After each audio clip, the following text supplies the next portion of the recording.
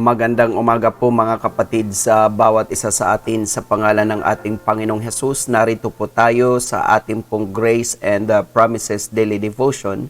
Ngayon po mga kapatid ay September 5, isa na naman pong araw na ibiniyaya sa atin ng Diyos. Brethren in Christ, let us start in prayer. Panginoon, kami po ay nagpapasalamat dahil sa iyong kabutihan, katapatan at kadakilaan sa aming mga buhay. We thank you for your protection dahil patuloy po ninyo kami inilalayo, inaadya at iniiwas sa lahat po ng kasamaan, karahasan, kapahamakan at kasakunaan. Salamat din dahil sa tuwing kami ay gigising, taglay-taglay namin ang biyaya ng kalakasan at biyaya ng kalusugan malayo sa mga sakit at karamdaman. Salamat din po sa inyong probisyon sa araw-araw dahil kailanman ay hindi po ninyo kami pinagkukulang. Ang biyaya po ninyo ay sapat sa bawat isa. Salamat din sa aming mga kapatid, kaibigan, kapanampalataya na aming pong makakasama ngayong umaga.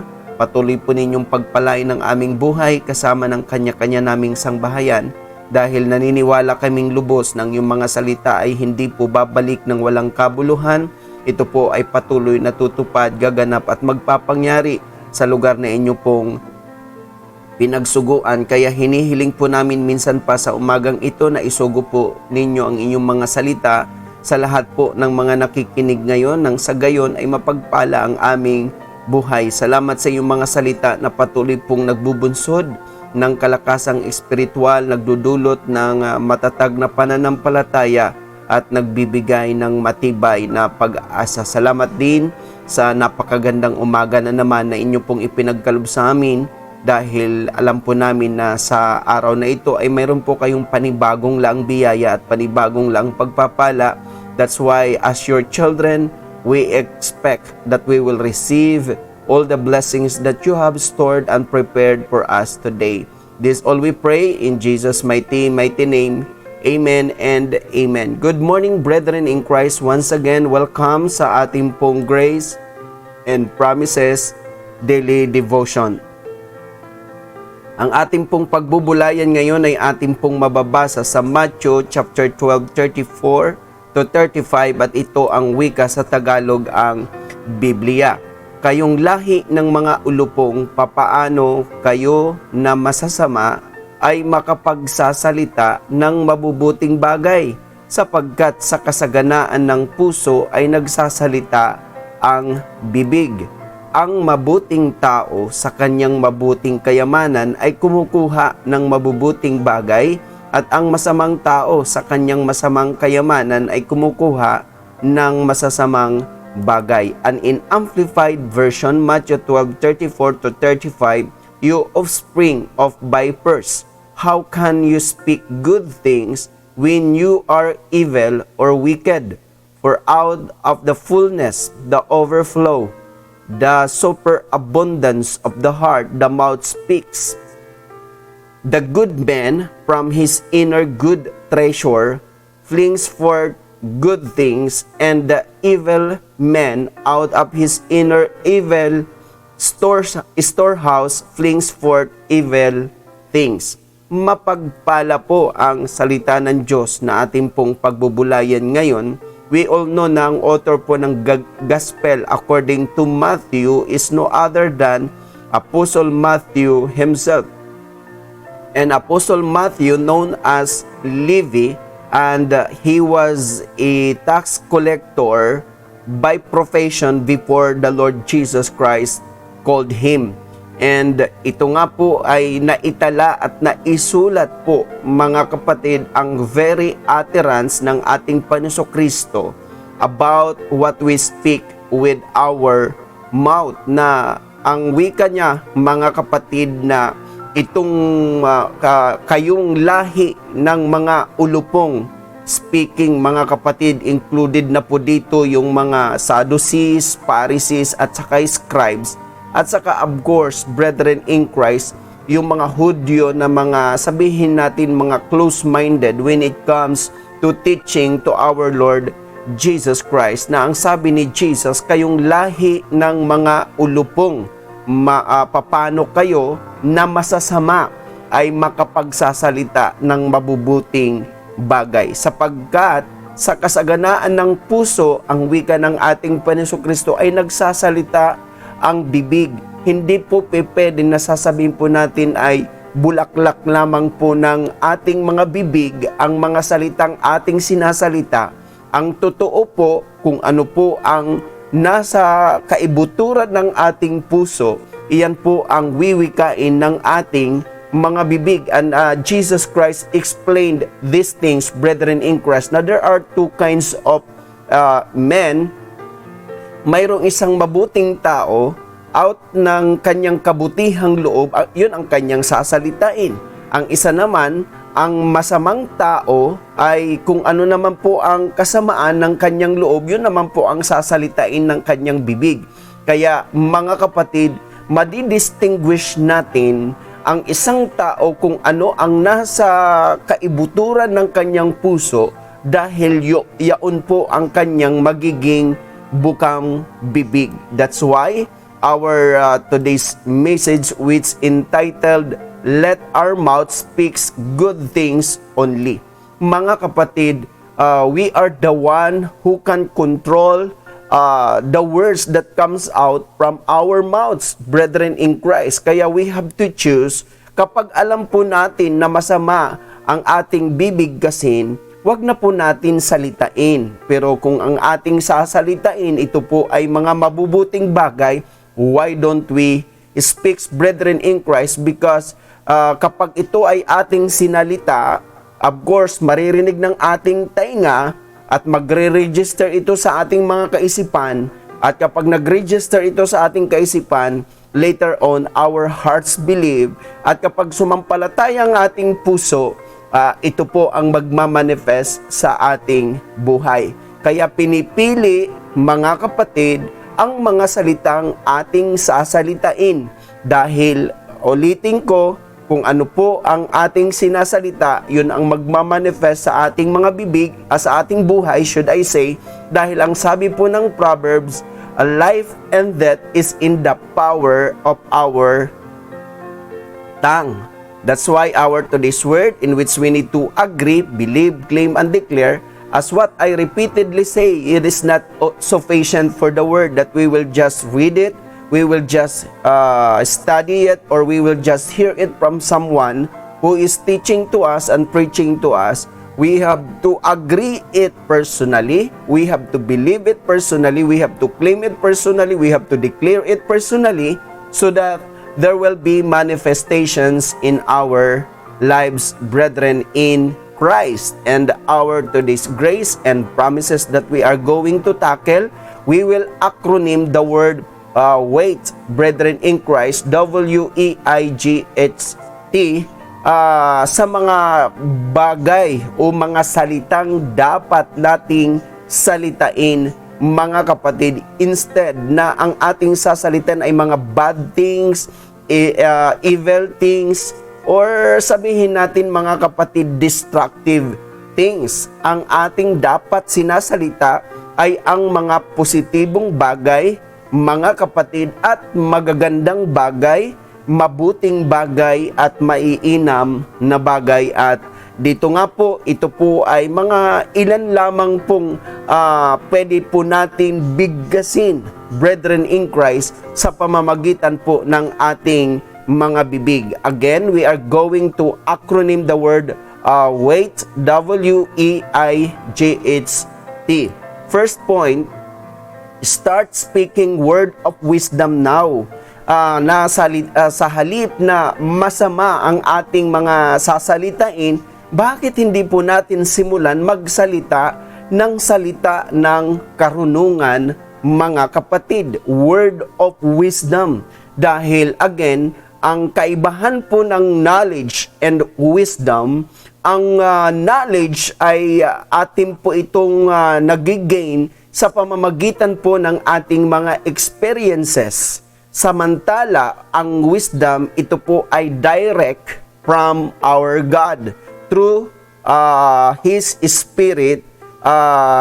Sabihin natin connected with our spirit. Kaya mayroon po tayong tinatawag na word of wisdom upang ma-avoid natin ang mapahamak ang masaktan at of course mga kapatid, masugatan or ma-involve at mabitag sa lahat ng lalang ng kaaway. Kaya start speaking word of wisdom now, brethren in Christ. And second point, start speaking word of encouragement now. Instead na mga sabi natin destructive words, instead na mga discouraging word at mga sabihin natin mga kapatid distressful words ang ating mga bibigkasin, why don't we speak mga kapatid ng mga word of encouragement? Because nowadays, brethren in Christ, ang mga tao ay halos mga kapatid disappointed, discouraged, and what they need now is word of encouragement. And of course, brethren, ito po ay atin lamang pong makukuha sa pamamagitan po ng salita ho ng Diyos. And third point, start speaking word of inspiration now. Yung mga taong parang hindi na makapa-move on, yung mga taong hindi na maka-go on because of what happening in the world and even in our nations, brethren in Christ, let us inspire them para sila ay magpatuloy sa buhay. Dahil ang buhay ng tao ay hindi ho nakasalalay of what is happening in the world. Ang ating buhay ay nakasalalay, mga kapatid, sa ating Diyos. And it depends upon our decision if we will decide to go on and to move on, or we will just wait for nothing, or we will just wait for sabihin natin sa katapusan ng mundo. So tayo na mga anak ng Diyos, born again Christian at mananampalataya, we have to inspire those people na para bang wala ng direksyon sa buhay, they don't know what to do, they don't know where to go, brethren in Christ, and they do not know when to start. That is the moment na i-inspire po natin sila to go on, to move on. Tuloy lang po ang buhay. And of course, fourth point, start speaking word of grace now. Mga kapatid, napakahalaga ho ng ating mga binibigkas ay ang mga salita ng biyaya. Because our God is, sabihin natin, graceful, brethren. Kaya kung tayo ay pinapanahanan ng Diyos, and as a vessel and channel of blessing, let us speak word of grace to all the people. Dahil kailangan kapag nagsasalita ho tayo, mga salitang mabiyaya, mga kapatid, because again, we are now living in the dispensation of grace. Kaya mahalaga na ang lumalabas sa bibig ng mga anak ng Diyos ay pawang mga salita ng biyaya, mga kapatid. And of course, fifth point, start speaking word of hope, or we could say faith now. Magsimula tayo magsalita ng pag-asa o salita ng pananampalataya, kasi hindi naman po tayo pwedeng umasa ng walang pananampalataya, at hindi tayo pwedeng sumampalataya na hindi umaasa. Kaya mga kapatid, tulad ng sinasabi ko ngayon, we are now living in a dying world, brethren in Christ. What we need today is hope, dahil maraming tao ang nawawalan na po ng pag-asa. Maraming tao ang mga nawawalan na po ng pagtitiwala sa Diyos because of what happening in this world. Kumbaga, nasa dulo na po sila ng lubid, na para bang wala na silang way out, wala na po silang option, wala na silang choice, hindi na po nila alam kung ano ang gagawin, mga kapatid. Pero tayong mga anak ho ng Diyos, tayong mga born again, tayong mga Kristiyano, tayong mga mananampalataya, we have the word of hope because we have the word of God, brethren in Christ. Bakit tinatawag po natin na word of hope ang word of God?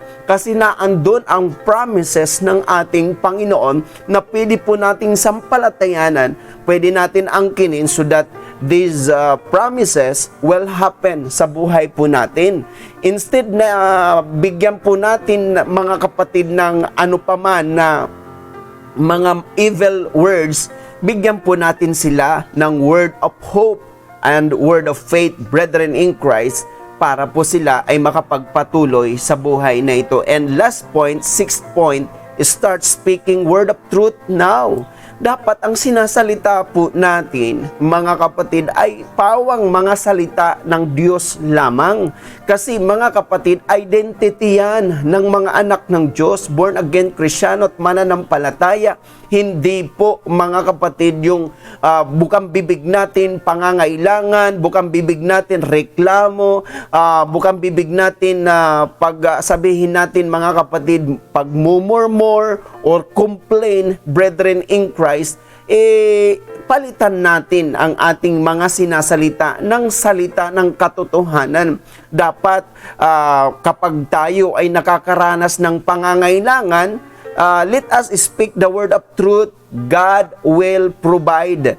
And kapag tayo ay nakakaranas ng sabihin natin normal lang na karamdaman tulad po ng lagnat, ubo, sipon, or sabihin natin trangkaso, sabihin lang po natin, by the stripe we are healed. Speak the word of truth. Speak the word of God, brethren in Christ. Kaya nga, lagi natin naririnig nang makita ng Diyos na ang mundo ay formless, sabihin natin formless, void. Hindi sinabi niya ang dilim naman. Ang sinabi ng Diyos, let there be light. At lagi niyong naririnig na you can change what you see by what you say, brethren in Christ. Kaya anuman ang ating mga nakikita sa ating palibot na mga negatibo, speak positive things over them so that, brethren in Christ, yun ang magmanifest sa buhay po natin, mga kapatid.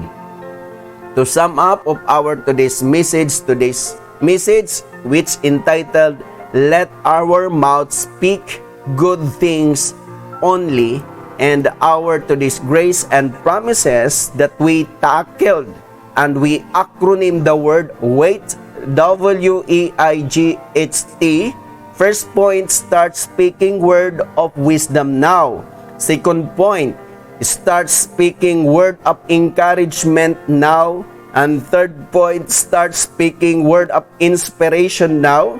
Fourth point, start speaking word of grace now. And fifth point, start speaking word of hope or faith now. And last point, sixth point, start speaking word of truth now. And these are the acronym of the word WAIGHT: wisdom, encouragement, inspiration, grace, hope or faith, and truth.